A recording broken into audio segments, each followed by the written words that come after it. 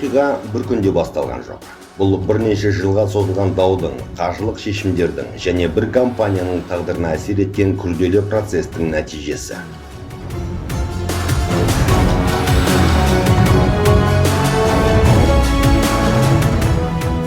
Kenai Oil Қызылорда бір кездері банкроттық шегінде тұрған еді. Қарыз көп болды, өндіріс тоқтады, жұмысшылар айлығын ала алмады.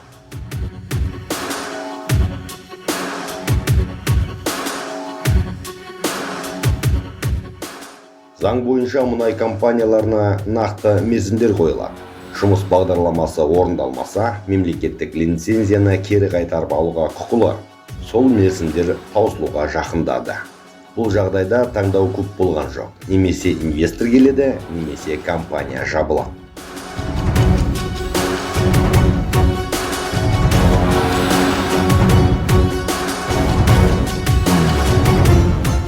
Инвестор келді. Қаржы салынды, басқару жүйесі өзгерді.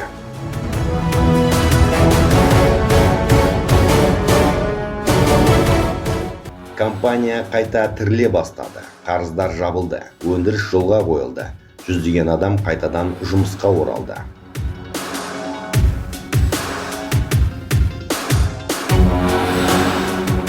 Сырт көзге бәрі қалыпқа келгендей көрінді. Алайда дәл осы кезеңнен кейін компанияның айналасында дау басталды. Әлеуметтік желілерде рейдерлік деген сөз пайда болды. Құқық қорғау органдарына жүздеген арыз түсті. Тексерістер бірінен соң бірі жүрді.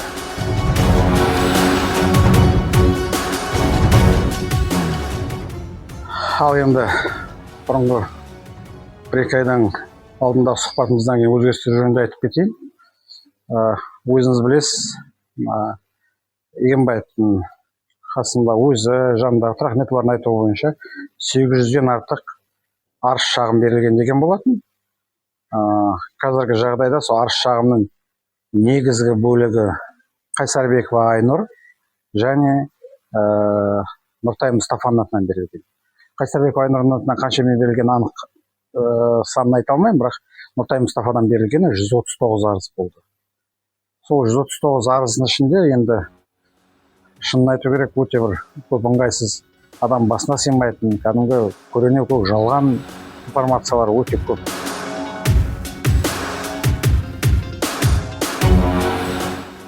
Ербол Назаров айтып отырғандай, 800-ге жуық негізсіз арыз тіркелді.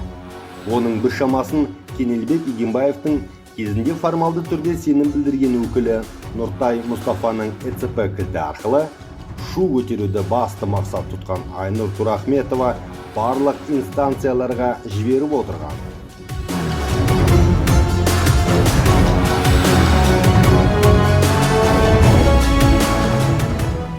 Турахметова Нургуль в свою очередь мне всегда говорила, что необходимо написать заявление во все государственные органы и в администрацию президента Республики Казахстан о факте рейдерского захвата компании со стороны руководства компании и лиц, с которыми я не знаком. Турахметова Нургуль сама писала, сочиняла данные обращения и заявления, отправляла их по ЕУТНШ. Жалпы, Турахметованың әрекеттері көп сұрақ туғызады. Белгілі болғандай, Айнұр Қайсарбековаға берілген сенім хатты ол өзіне заңсыз рәсімдеп, сол құжатпен сот процестеріне де қатысқан фактілері бар. Нұргүл Сериковна сол кезде айтады, дубликатын алайық, қағазын алып көрсетші маған деп. Қызылорда облысына барып, нотариус Жалғасбаева Шолпан ападан заңды түрде реестрге тіркеп, дубликатын алып, Нұргүл Сериковнаға көрсетемін. Нұргүл Сериковна мен үйге барып оқып танысып шығайын дейді да, доверенностьті алып кетеді. Одан кейін ол, оказывается, сотқа мен оны жақында білдім, кеше тергеу органдарында отырған кезде. Өзі доверенностьті подделать етіп, сотқа қатысады екен Егенбаев Кенелбек Мұстафаевичтің атынан. Айыптаулар көп айтылды, бірақ журналистикада айға емес. Факт маңызды. Ал ресми деректерге сүйенсек, компания құрылтайшыларының үлесі заңды түрде рәсімделген. Барлық құжаттар нотариалда бекітілген, мемлекеттік базада тіркелген. Екі жақта бізге шағым келтірді.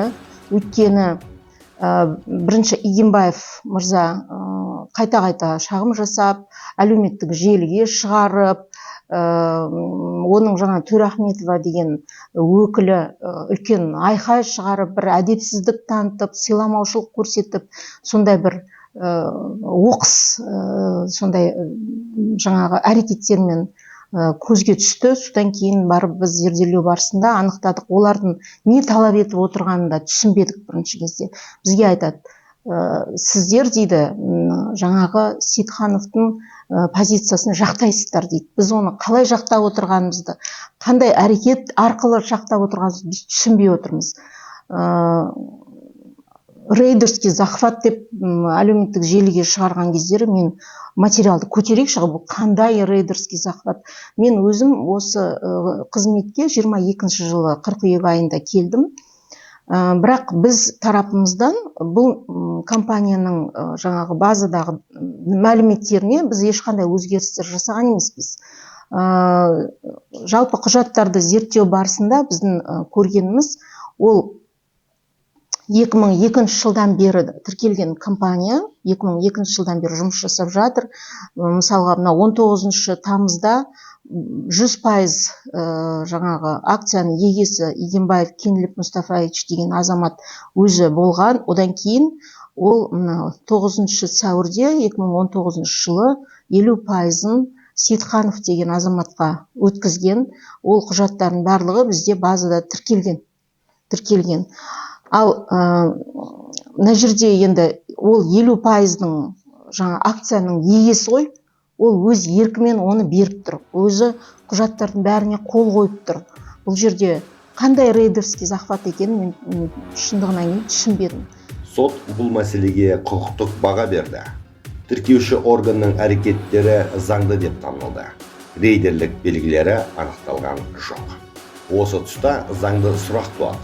Егер заңсыздық болмаса, егер үлес өз еркімен берілсе, онда бұл дау неден шықты?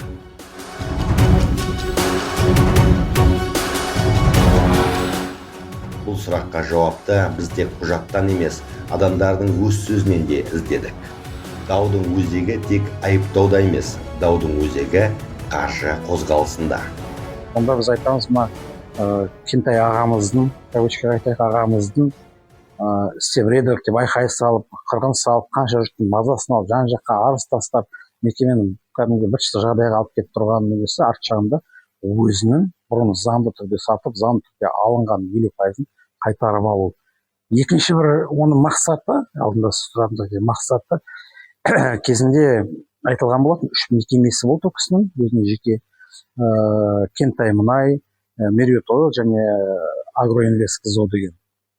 Осы 3 мекемесіне ол кісінің 1 миллиард 800 миллиондай Кенай Ойл мекемесінің тапқан шикі мұнайының ақшасын, құнын бағасын басқа зауыттардан өзінің мекемелеріне аударып отқан. Мен 19 жылы бас директор қызметін атқарған кезімде, және 16 рәсімі берілген кезімізде, 19 жылы бұл анықталды. 16 рәсімі уже жүріп кеткен том процесі. Өтірік айтпаймын, шатаспасам, жаздың аяғы күздің кезінде болатын том. Ағатай, мынау не деген кезде ол кісі айтты, мен бұл ақшаның бәрін тек осы мекемеге жұмсадым. Оның бәрінің қағазы бар, үйде қалды, ескі бір жерде қалды, ағымда қалды, ол бәрін әкеп беріңіздер. Жүріп ол кісінің тапқаны 200 миллионға қағаз тауып берді. 1 миллиард 600 қағаз тартылмады. Оны табылмайтын да жөні бар. Егер нақтылап оны тексерілсе, екінші деңгейдегі банктерден қаратылса, ол барлығы дерлік, кәдімгідей қолма-қол ақша ретінде шешіліп алынған. Реабилитация кезінде компаниядан ірі көлемде қаражат шыққаны анықталды. Алайда оның басым бөлігіне құжат табылмады. Жалақы төленбеген кезеңдер болды. Соған қарамастан ақша басқа құрылымдар арқылы шығарылып отырған. Бұл деректер көп сұрақ туғызады. Ақша қайда кетті? Кімнің пайдасына жұмыс істеді? Мен Қызылордада кезінде оны қалай жібергенін мен білмеймін, енді бірақ сондай жағдай болған. Енді біз бұл жөнінде білгеніміз, айттым 19-шы жылы ол орнына қойылады, кейін қайтарылады, кейін жұмыспен жабылады деген сияқты. Сонымен жабылғадан жабылумен тұрған болатын. Бірақ ол ағамыз жабылғанда одан бетер көміп тастайын деген ғой. 24-ші жылы бұл кісі бұл 3 мекемені де өзін өзі жою тәсілімен жапқан. Ол жабылатын реті қалай, неге бұндай қағаздармен жабылды десеңіз, иплар, толар болсын соңғы тексерілетіні, декларация берілген соңғы 3 жылы ғана. Соңғы 3 жылында бір мекемелер жұмыс істемеген. Ешқандай қозғалыс болмағандықтан кейін оның тексерісінде бәрінде декларациядан 0 тұрады. Сөйтіп жапқан, сол жапқаннан кейін істеп жүргені бір миллиард 600 миллион келтірген қаражат, алынған қаражаттарын қайтармаусы, екіншісі ең сорақысы біреудің ағадал мүлкін 50% жаңағы айттыңыз, 50% үлесін соны тартып алу.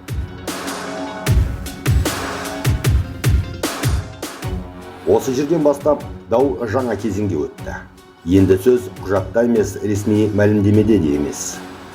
Енді сөз кейіпкердің өз аузында.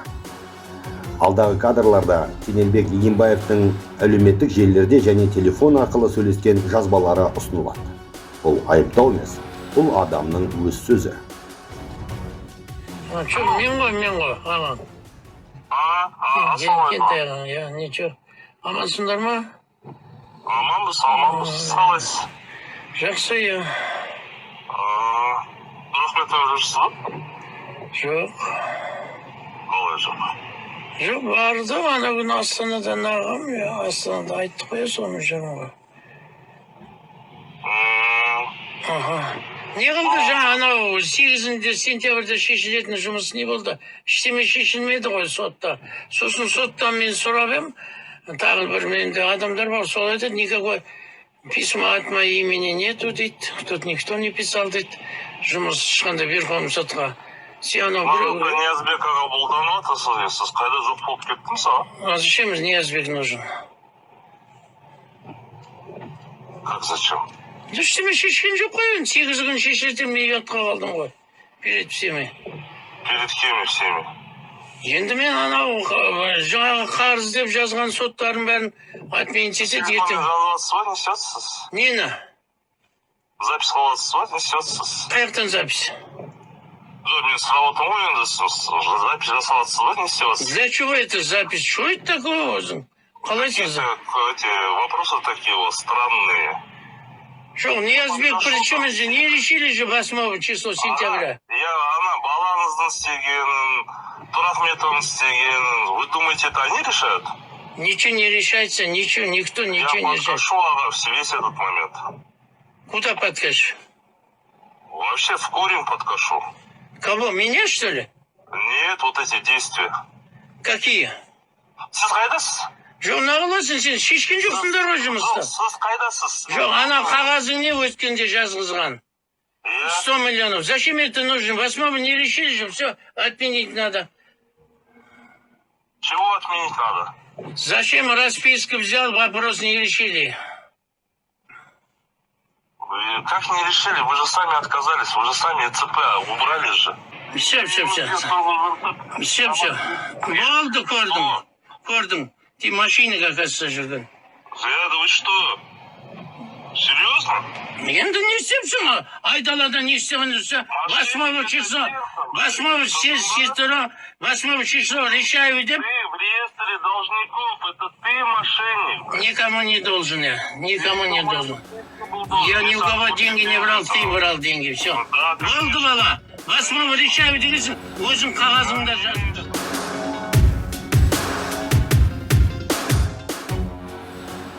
Сейітханов Сабырды 50% үлескер ретінде орнынан тайдыру үшін $100 миллион беру туралы қолхат Айнұр Қайсарбекованың TikTok аккаунтында жарияланды. Осы жазбадан кейін медиа қақтығыс жаңа кезеңге өтті. Көп замай Руслан Игенбаев әлеуметтік желіде жеке аккаунт ашып, мойнына артылған қаражатқа еш қатысы жоқ екенін айтып ашық мәлімдемелер жасай бастады. Ақпараттық кеңістікте айыптаулар күшейді, ал фактілер көрерменнің өз бағасын берер алдында тұр.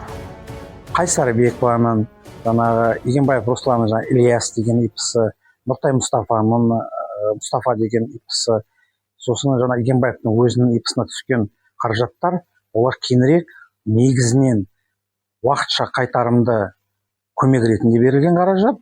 Кейбір жағдайларда, Нұртай Мұстафаның жағдайында орнына бір товар, яғни бір зат беріледі деп, бір насос беріледі деп, сондай әкеп береміз деп, сөйтіп көпек өрнек алдау тәсілімен алынған ақшалар. Оның өзі бір 500 миллион көлемінде құрайды осы компанияға. Өйткені ол 4 мекемеге біз сотқа жүгіндік, шын айту керек, үлгірдік, өйткені уақыт өтіп кетсе, сізде мойындаңыз, үлгірдік, сонымен берілді. Бірақ қазіргі айтылып отқандай, Қайсарбекованың айтып отырғаны, ол кәдімгі ресми түрде мәлімдеп отыр. Нұртай Мұстафаның айтып отырғаны, бұл қаражаттың барлығы Игенбаев Кенелбектің өзіне берілген. Кәдімгі наличныймен, нақты ақша ретінде оны сөйтіп алынған. Ол жөнінде Нұртай Мұстафа да, Қайсарбекова Айнұр да арыз шағым түсіріп деген. Игенбаев Руслан, Игенбаев Кенелбектің ұлы. Әкем то киноойылға мені, яғни Мұстафа Нұртайды барсын деп айтты деді. Мен не жөнінде деп сұрап едім. ИП-ның құжаттары мен печатын алып бар деді. Келісімшартқа отыруым керек. Туыстарым ғой, қандай арамдық ойлайды, ештеңеде. Ондай арамдық, зұлымдық жоқ шығар дедім да. Ойымда ештеңе жоқ, бардым. Барып едім, келісімшарт алдыма юристтер келісімшарт қойды, оқып көріп едім. Уақытша қайтарымда қаржылай көмек туралы болды ол келісімшарт. Сөйтіп мен көкеме, яғни Игенбаев Кенелбекке звондап айттым, келісімшарттың егей-тегейін. Осындай деп тұр, ертең күні бұны мен қайтаратынмын. Возможно, жоқ дедім енді ше. Қайтаратындай мен шамам жоқ қой ертең күнінде. Ол сөзіме ол кісі маған неден қорқып тұрсың, бұл өзің мекемем ғой деді. Отыра бер, ала бер деді. Ештемеден де қорықпа деді, мекеме өзімдікі деді. Қаржыны қандай жұмсадыңыз? Түскен қаржыны Игенбаев Кенелбек баласы мен келіні арқылы өздеріне аудартып отты.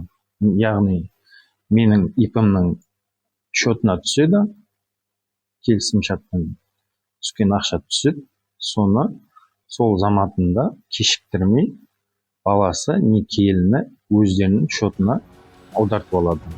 Телефондағы приложение арқылы. Ол қазір қайтарылатын кезінде мен қазіргі екі жолы бар, мысалы, кезген қарызы қайта айтылып отыр ғой. Біріншісі ол деген орындалу керек. Орындалу деген ол ақша мекемеге қайту керек. Екіншісі жоғары сотпен ол бұзылу керек, үстіндегі сотмен. Үстіндегі жоғары сотқа ол берілген жоқ, берілмегендіктен ол енді екіншісі тек қана қайтарылу керек. Ол жерге қазір Қайсарбекова Айнұрда, Нұртай Мұстафада қазір арыз шағыммен қолданып, сол Игенбаев Кенелбекке бергені жөнінде мәлімдеме жасап, сол бойынша жұмыс істеп жатыр. Егер ол кісілердің айтқаны дәлелденсе, әрине ол Кенелбек Мұстафаевичтің жаңағы Игенбаевтың соның мойындайды.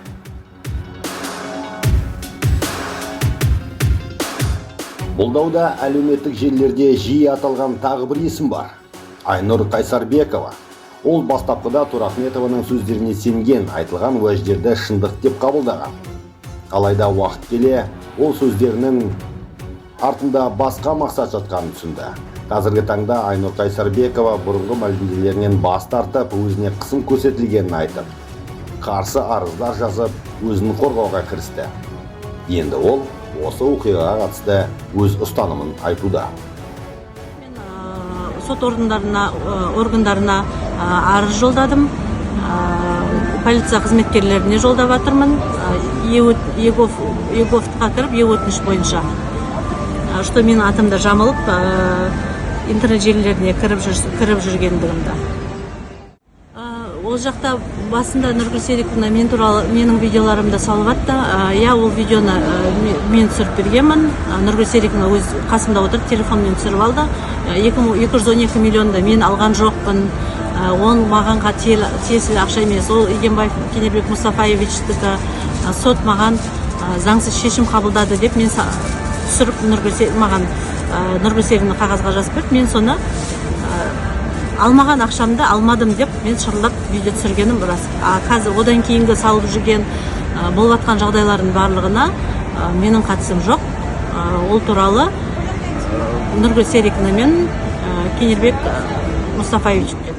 Бұл жерде мен айтып кетер едім, Икенбаев Кенелбек сонша мекемесіне зиян істеді, бірақ оның зиянын істеткенін кәдімгі не дейді, жаңағы леп берген дейміз ба, сондай берген. Бірінші Трахметовалар. Трахмет Ерболат және Трахмет Нұргүл. Мысалға енді айтайық, ағамыз білмейді екен, заңды білмейді екен. Бұл кісілер заңды біледі, мысалы Қайсарбек мысалы заңды білген жоқ. Шынымен білген жоқ. Максиан айтып не дейді? Қазір Игенбаев мен алдым деп жазады, судебный приказ шығарамыз, сосын автоматын сіздің қарызыңыз Игенбаев Кенелбекке өтеді деген. Трахметов айтқан. Соған сеніп, тек қанаошын пока резонанс істей беру керек, айқай шығара беру керек, есігін тепкілей беру керек, ойбай үстіңізге жаңағы бензин құйып жағуыңыз керек, мосттан секіру керек, халық ойнағылар, сол кезде судебный приказ шығады деген сияқты. Сол сияқты мақұл. Қайсарбеков білмейді. Ладно, Игенбаев Руслан білмейді. Даже айтайық, Игенбаев Кенелбек дұрыс түсінбейді, екі жақта заңгер емес дейді. Бұл кісінің екеуі де заңгер, Игенбаев Трахметов Ерболатымыз бұрын кәдімгі ішкі істер орындарында жұмыс істеген кісі. Кәдімгідей ол кісінің енді білімі жоғары, ол деген заңды жақсы біледі. Трахметовіміз кәдімгі заң кеңесшісі. Сонда көпке көріне бұлардың олар не көздеп жүрген, бір мекеменің мысалға, жалғыз мекеменің артында ол деген жай ғана ЖШС, я мысалы ТО деген сөз емес қой. Бізде міндетті түрде өзіміз істеп бір 56 адамымыз бар. 56 адам сөз 56 семья. Одан басқа смежный істейтін жаңағы біздің подрядчигіміз бар, заказчигіміз бар. Олардың бәрімен қоса берсеңіз, бізде жоқ дегенде 200-300 семьяны осыдан нәпақасын алып отыр.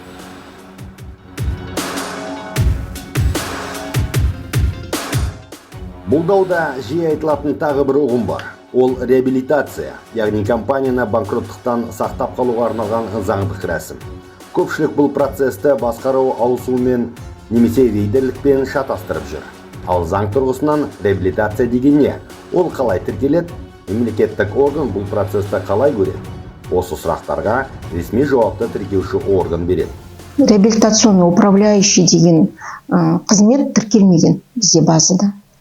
Ал жаңағы Тұрахметованың талабы бізге айтады, сіздер базадан жаңағы управляющий, реабилитационный управляющий деген позицияны сіздер отстранить етулеріңіз керек дейді. Сосын оған жаңадан генеральный директор тағайындалу керек дейді. Оған жаңа протокол келу керек дейді.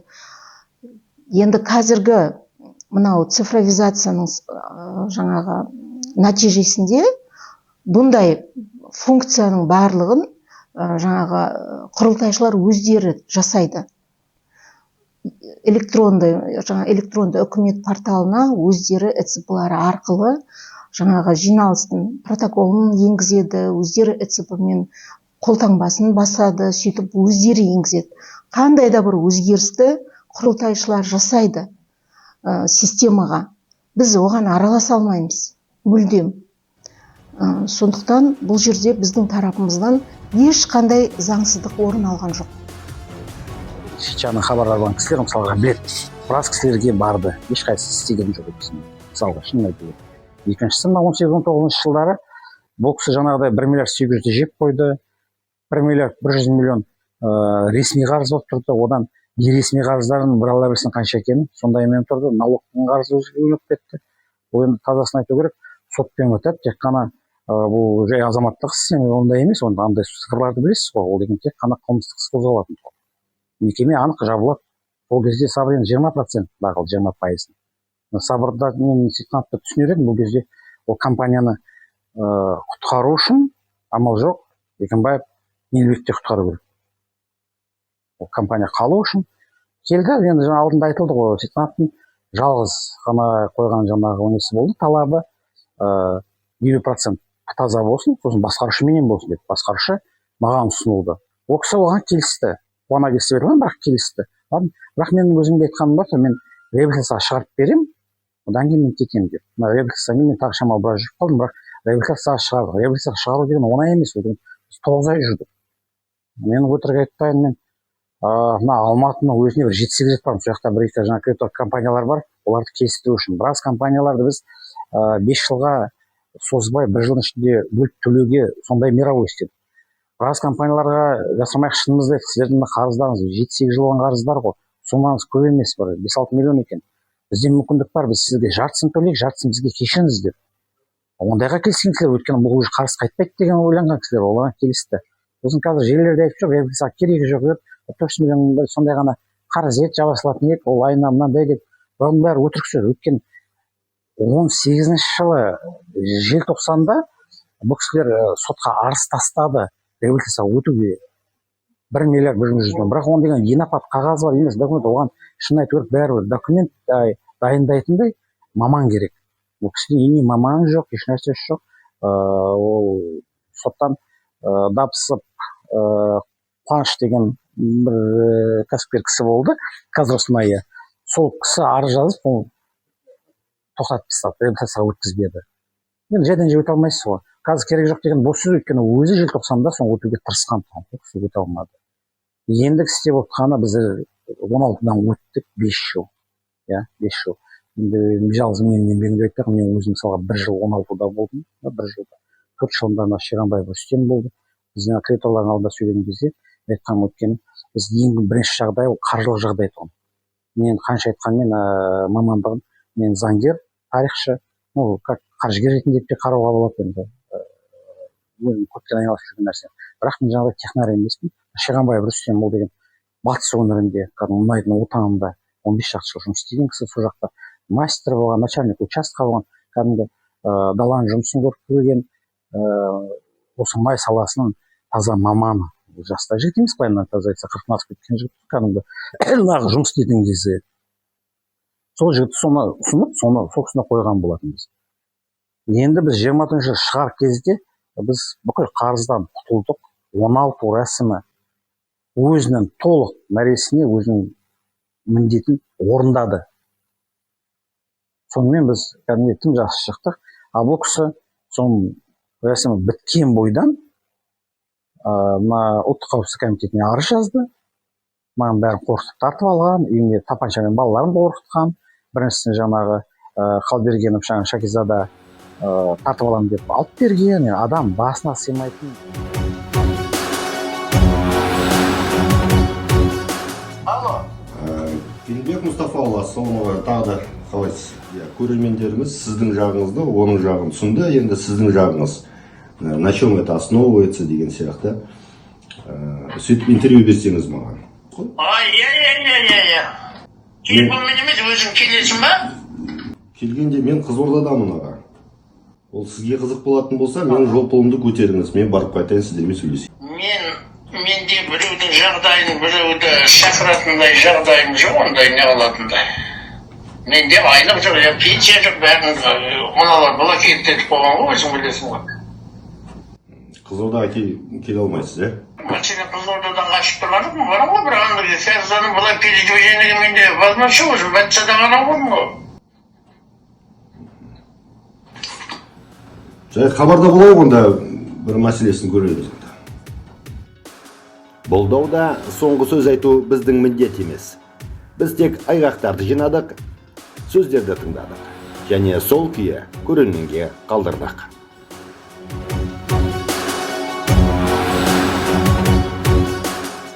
Менің негізі келісім шарттар бойынша 97 миллион ғой енді.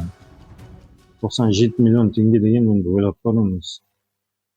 Бір болмаса Қызылордада бір 2 отбасына орналастыруға болатын ақша ғой енді былайынша келгенде. Күлеміз ғой, бірақ енді басымда сондай ауыртпашылықпен жүрмін. Осы кезде өзім өткен жаз үйленгенмін кеше. Сондай мен жас отбасым, маған әлі үйлі болу керек, жағдайым жасау керек өзімнің. Ал мен бұл қарызбен, осы 97 миллионмен, ол 97 миллион болып тұрса жақсы қой. Ол 97 миллион үстіне сот шығана, сосын сот орындаушының услугасы сол қосылып, үшеуі қосылған кезде 110 миллион теңге болып менің басымда тұр осы. талап арызым 212 миллионды мен алған жоқпын. Оны алған Игимбаев Кенелбек Мустафаевич. Соны сотқа бердім. Басқа талап арызым жоқ. Барлық дәлелдемелер менде бар. Оны дәлелдеме ретінде полиция органдарына мен дәлел ретінде бәрін көрсетіп беремін. Былайынша айтқанда құйтырқы әрекеттер ғой. Қоғамды адастырып жатыр, жалған ақпарат беріп жатыр. Просто бір нәрсені мен түсіне алмай тұрмын да. Мысалға, Сейітхановтың мақсаты компанияны дамыту, ал Игимбаевтың мақсаты не екенін мен түсіне алмай тұрмын. Егер ол мақсаты дамыту, осы компанияны барынша табысқа әкелу, елге, халыққа пайдасын тигізу сияқты болатын болса, мынау жанжалдың, даудың мақсаты не? Менің ойымша қайта ол компанияны онан сайын бір тығырыққа кіргізгісі келіп тұрма деген менде бір жаман ой пайда болады да. Өйткені енді адекватный адамның әрекеті емес деп мен сөйтіп бағалай аламын. Мақсат көздеп отыр, определенный бір цельдар бар олардың. Енді менің естуімше, ол өзінің Игимбаевтың периодында салық төленбеген, пәленбай мың қарызы бар. Егер ол қарыздың барлығын мемлекет одан өндіретін болса, ол өзінің 50%-нан да айырылып қалуы мүмкін. Ертең сізге де кім біледі, келіп сұхбат беремін деп айтуы мүмкін. Сізден ертең эфиріңізге шығып жатса, Игимбаев Кенелбектің, мен сын көзбен қарар едім. Оны айтқан әр сөзіне мен сын көзбен қарар едім. Ол рас па, шын едім. Өйткені өтірік мен шынның оның қай жерде грань бар екенін айта алмайсың. Қай жерде қосылады, қай жерде екен. Өйткені сондай өте үйлесімсіздік, шындыққа жатпайтын нәрсе екен айтқаннан көрініп тұрады ғой. Мен жалғыз қысқаша айтып десеңіз, не айтасыз деп. Не ешнәрсе айтпаймын, қолымды беріп амандаспайсыз.